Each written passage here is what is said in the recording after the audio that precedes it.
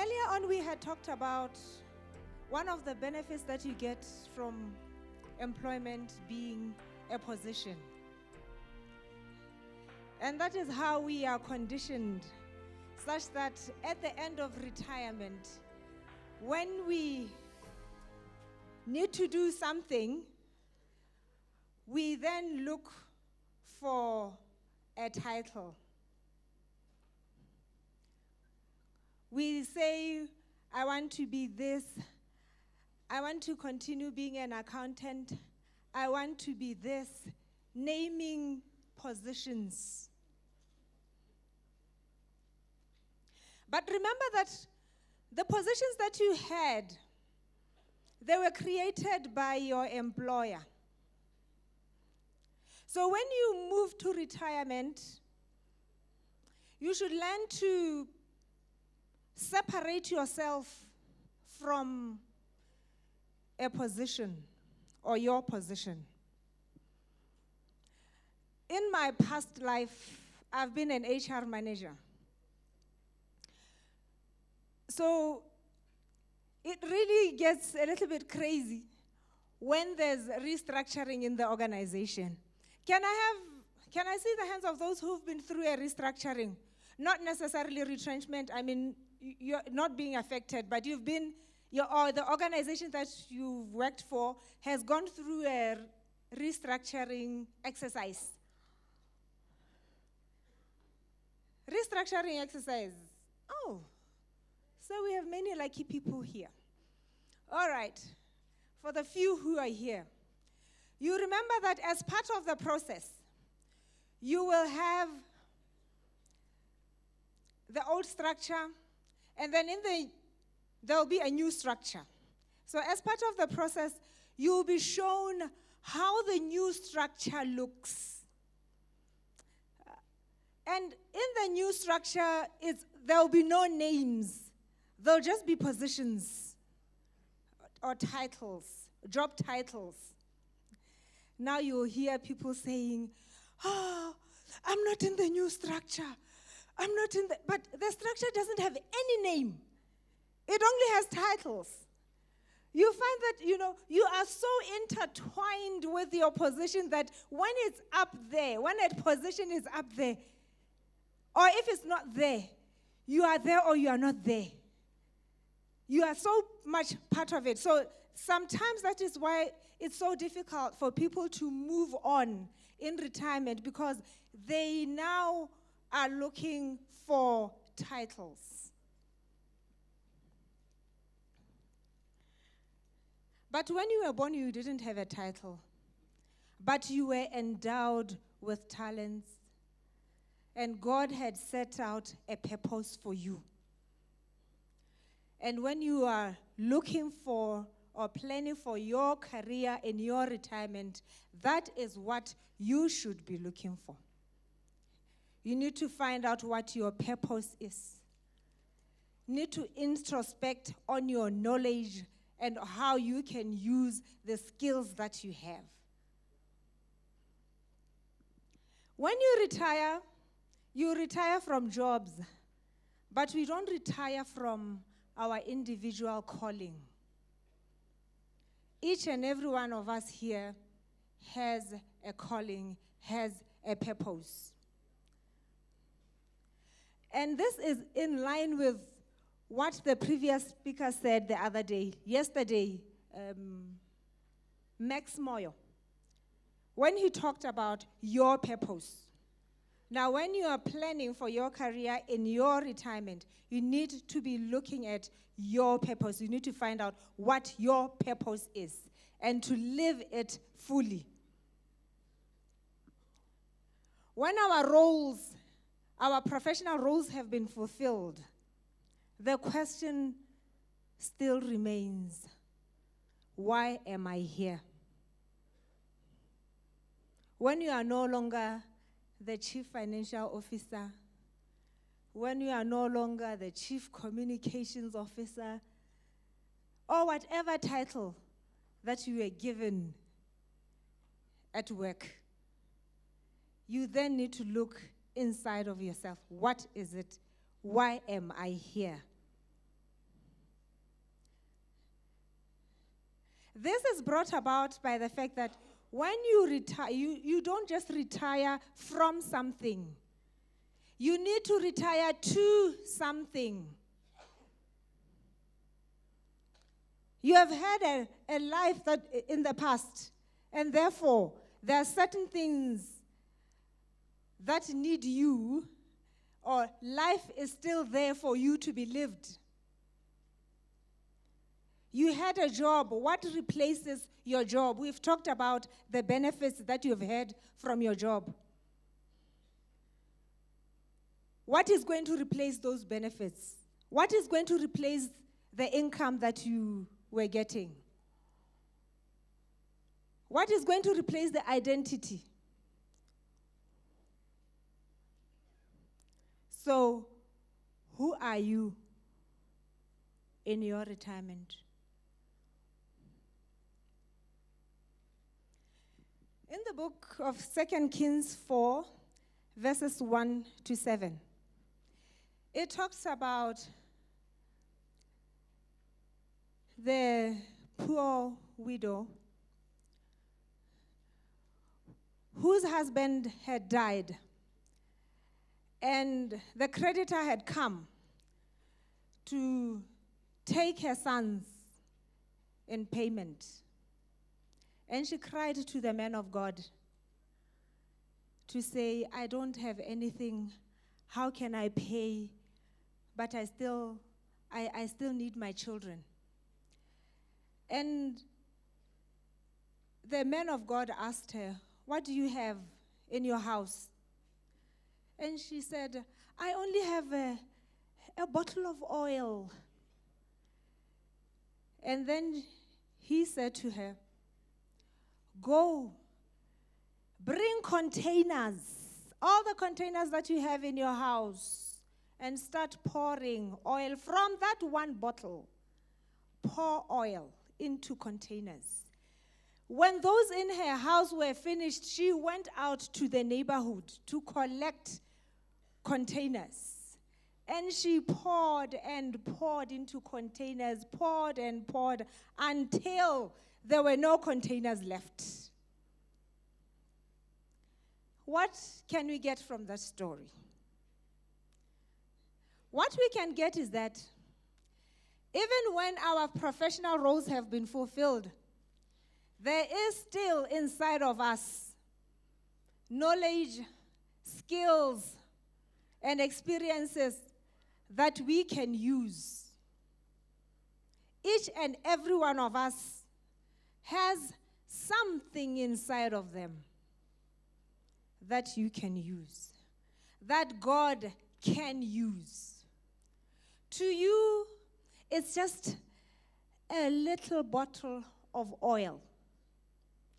But to God, it's a whole well filled. So what you need to do, you just need to present whatever that you have to God for Him to be able to use it through you. This story also tells us that each one of us has potential. We have been fearfully and wonderfully made. Each and every one of us has a gift. We believe in a wonderful God. We don't believe in a stupid God. What kind of a God would make a useless object? What kind of a God would make a useless human being? Fearfully and wonderfully made to be stupid, to be nothing, to make no contribution in this world. Come on.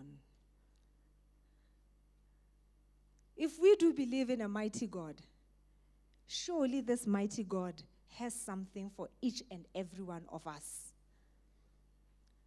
This story also tells us that what you have is enough for God.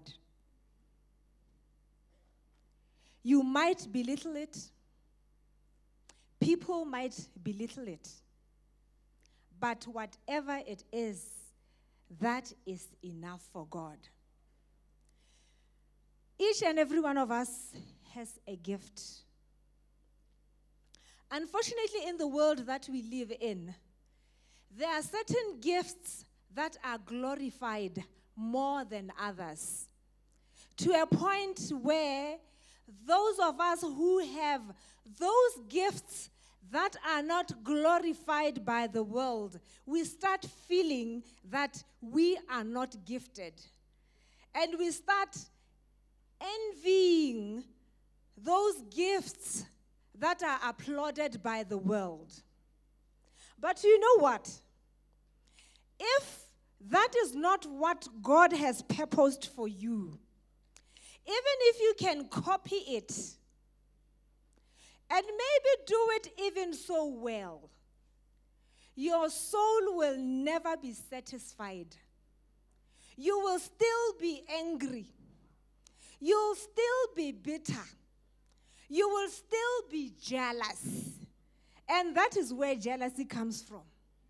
Wanting things that were not meant for you.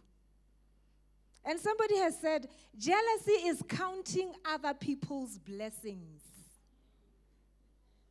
Oh, they've bought a car. They think it's a beautiful car. I hear her husband has been promoted. The things they used to get promotions. You are busy counting other people's blessings when you have been blessed yourselves. Each and every one of us, I can assure you, has been blessed. So we need to have a positive attitude, even as we move towards our retirement. And remember, the attitude that you have now is the attitude that you are going to take into your retirement. And if you don't have a grateful attitude, you're going to really struggle in your retirement. You will not just wake up one day and suddenly be a happy person. It doesn't work that way. You have to work through it. You need to define your purpose to help you determine the activities that you need to be involved in. As you move onward in service. Your job has ended, you've retired, but your service to the world has not yet ended. So at this point, you need to do a lot.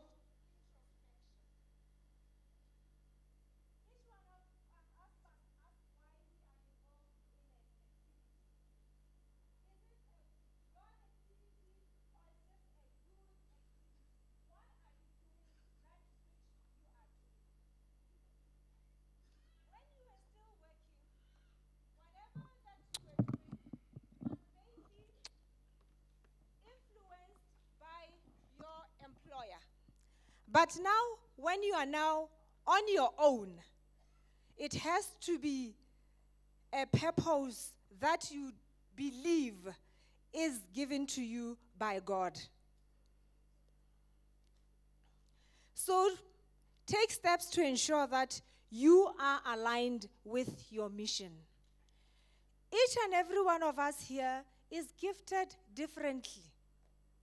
And sometimes what you want to do, or the dream, the purpose that you are given, doesn't make sense to the other person. When I started this retirement coaching thing, it was a new thing. I had the passion for it. I talked to people about it. And yes, they were interested, but they were not willing to pay at that point when I started. But I believed it. I believed in it so much that I left my job to start a business to do that. So the first 2 years, there was no income. It was just awareness to let people know what this is all about. I remember every month I would call out every day, I would actually call different organizations. So in an attempt to do my workshops, I would call different organizations. So every month, there were these particular organizations that I called. And this particular HR manager one day said to me, "You know, Kabo, you don't get tired." And I said to her, "If I get tired, who is going to teach Botswana about retirement?" And that is what kept me going. People told me many things. Maybe you need to partner with such and such people to use their names. At some point, I considered it. But when I sat down and I said, me and my God are enough. Me and my God are enough. And I had so much peace, and I went on. And here I am. I'm talking to people way beyond Botswana. I don't know where this will take me. And this is an encouragement to each and every one of you, that if you carry out what you believe in, God will guide you. And God will take you to places that He has planned for you. You don't know where He would want to take you. All you just need to do is to follow, is to believe that He has beautiful plans for your future. Questions that you need to reflect on. Who am I now in this new life? Now that I'm no longer the principal whoever, the chief whoever. We talked about time management in the morning to say, every day when you wake up, you know what you are going to do. In your retirement, in that very long weekend, what is going to make you excited to get up in the morning? For you to wake up in the morning and get on the bicycle that we have just seen. For you to get on that bicycle, you need to wake up. And you need to have a reason to wake up. And what will make you wake up is your dream. And here, when we talk about a dream, we say a dream is not that which you see when you are sleeping. A dream is that will make you not to sleep.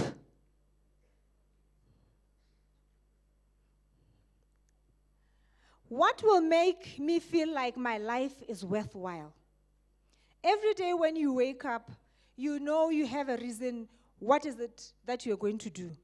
And also when you go to sleep, when you go to bed at night, you reflect on the day. You sort of have a summary of what happened in the day. You will then need to see whether that has made you achieve your dreams, your goal, whatever that you have done today. Has it brought you closer to your dream? Even the people that you associate with, are they helping you to come close to your dream? If you want to find out the kind of people that you want to associate with, and also the kind of people maybe that you need to leave. If you have a list of things that you need to achieve, write them down and put them on the right side. And then list your friends, the people that you hang around most of the time, on the left side. And then match each and every person to the goals that you want to achieve. This one is helping me to achieve this. This one is helping me to achieve this. And when you look at the list and you find that you just have a list that has many people that are not taking you anywhere towards your dream, That gives you an indication of who should be out of your life. Who is not adding value? Or how are you adding value to? If they are not adding value to your life, are you adding value to their lives? So what's the purpose of your hanging around with those people? You need to reflect on, how can I be a blessing to the world? The gifts that we've been given, they are not for ourselves. They are for a blessing to other people. What is it that I have? What is it that I can do to be a blessing to people? Not for yourself, but for other people.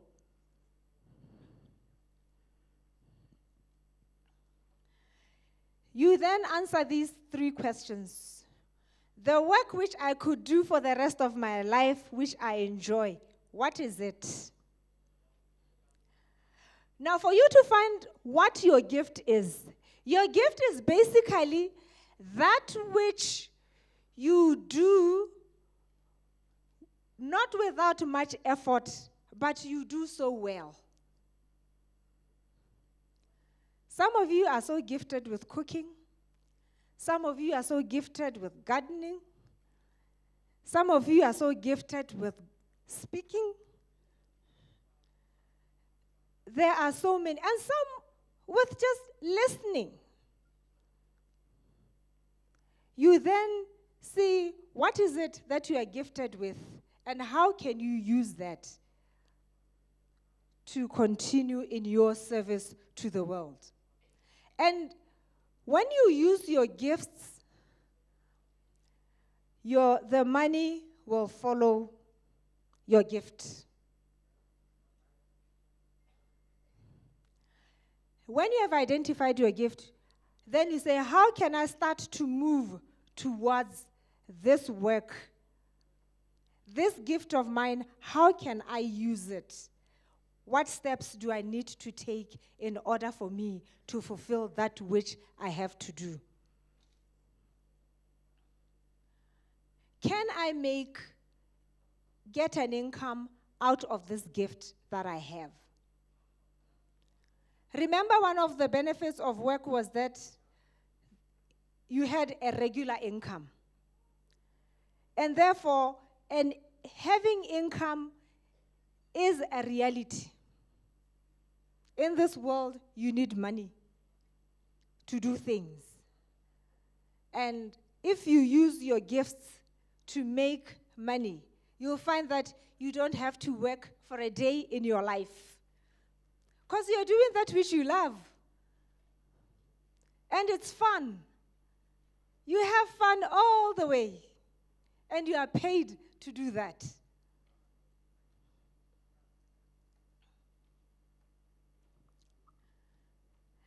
God has promised us that He will not leave us. Ellen White, in the book Education, she says, higher than the highest human thought can reach is God's ideal for His children. We should not look down upon ourselves. No one of us should look down upon themselves, because God has such high thoughts, big plans for our future. We just need to believe and follow what He wants us to do. And God has promised us, as He has promised in the past. The promise is still true. As in Exodus 33, verse 14, He says, my presence will go with you, and I will give you rest. As you plan for your future, those of you who are in your retirement, as you now rethink your retirement, you rethink your giftedness, just be assured that God's presence is with you as you move forward, as you go onward in your service to Him. Thank you.